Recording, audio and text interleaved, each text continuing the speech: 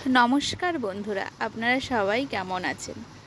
आज आपनाদের साथे একটি ছোট্ট একটা ভিডিও শেয়ার করছি। বিরিয়ানি কিভাবে খুব সহজেই বাড়িতে সামান্য কিছু উপকরণ দিয়ে তৈরি করবেন। তার জন্য প্রথমেই আমি পেঁয়াজকে ভালো করে ধুয়ে ছোট ছোট করে কুচি কুচি করে নিয়েছি বেরেস্তা করার জন্য। আর একটা মিক্সিতে পেঁয়াজ, টমেটো, আদা, রসুন দিয়ে একটা পেস্ট তৈরি করে নেব।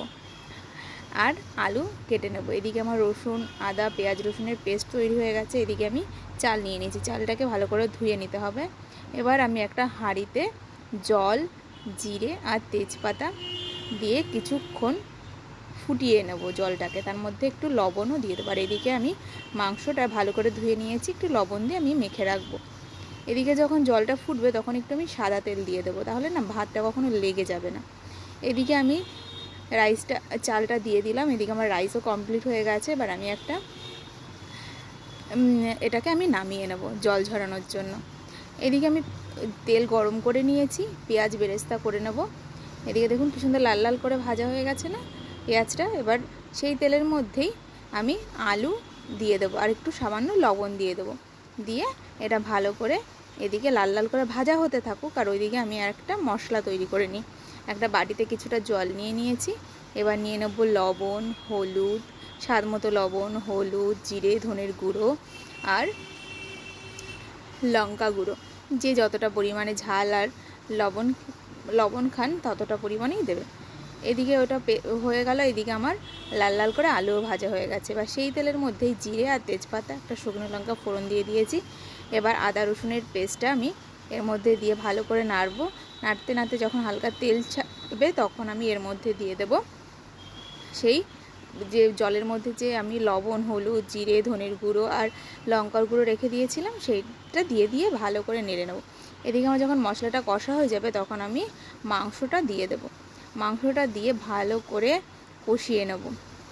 যখন কষা হয়ে যাবে ভালো করে তখন আমি এর মধ্যে দেখুন কি সুন্দর তেল ছাড়ছে না, কালারটাও কিন্তু দারুণ এসছে। এবার আমি এর মধ্যে ভাজা আলুটা দিয়ে দেব। দিয়ে আর কয়েকটা কাঁচা লঙ্কা দিয়ে দেব। দিয়ে ভালো করে নেড়ে চড়ে নেব। তারপর দিয়ে দেব জল, সামান্য একটু জল দিয়ে দেব। জল দিয়ে এটাকে একটু চাপা দিয়ে দেব। তাহলে একটু কী হবে বলুন তো, আলু আর মাংসটা না অনেকটা সিদ্ধ হয়ে যাবে। এরকম আর লাগবে দুধ, ঘি, বাটার, আর লাগবে গোলাপ জল, কেওড়ার জল, মিঠা আতর আর বিরিয়ানির মশলা। তো প্রথমেই আমি একটা বাটিতে কেওড়ার জল আর গোলাপ জল দু চামচ বলতে আমি মুটকি মানে যে ছিপি থাকে সেটা মেপে নিয়েছি, 2 ছিপি করে নিয়েছি। আর এদিকে আমি দুধ নিয়ে নিয়েছি। দুধের মধ্যে সামান্য কয়েক ফোঁটা, 2-3 ফোঁটা মতো মিঠা আতর দিয়ে দেবো। আবার এই হাঁড়িতেই আমি যে হাঁড়িটাতেই ভাতটা আমি করেছিলাম সেই হাঁড়িতেই বসিয়ে দেবো। প্রথমে একটু ঘি দিয়ে করে নিলাম। এবার তেজপাতা দিয়ে দিয়েছি, কারণ তেজপাতা সাজিয়ে দিলে না পোড়া লাগবে না, না মশলাতে পোড়া লাগবে না ভাতটা লেগে যাবে, কিছুই হবে না। তো আমি পরপর করে লেয়ার করে সাজিয়ে দিয়েছি। এদিকে বিরিয়ানির মশলা, ঘি, বাটার সব কিছু মানে দিয়ে ভালো করে করে দিয়ে দেবো। পুরো সাজিয়ে নেব। তারপরে দিয়ে দেবো বেরেস্তাগুলো। পেঁয়াজ বেরেস্তা কি সুন্দর দেখতে লাগছে না, ইয়ামি না, টেস্টি, দারুণ খেতে কিন্তু।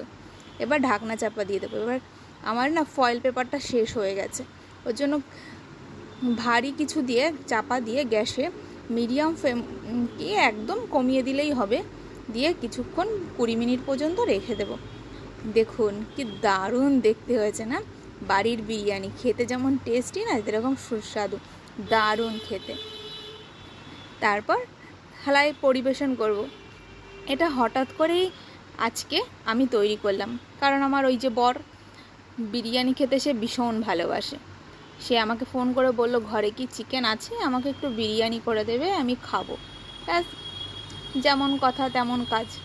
তাই আজকে ছোট্ট একটা রেসিপি আপনাদের সাথে শেয়ার করলাম। কেমন লাগলো অবশ্যই কিন্তু কমেন্ট করে জানাবেন। টাটা বন্ধুরা।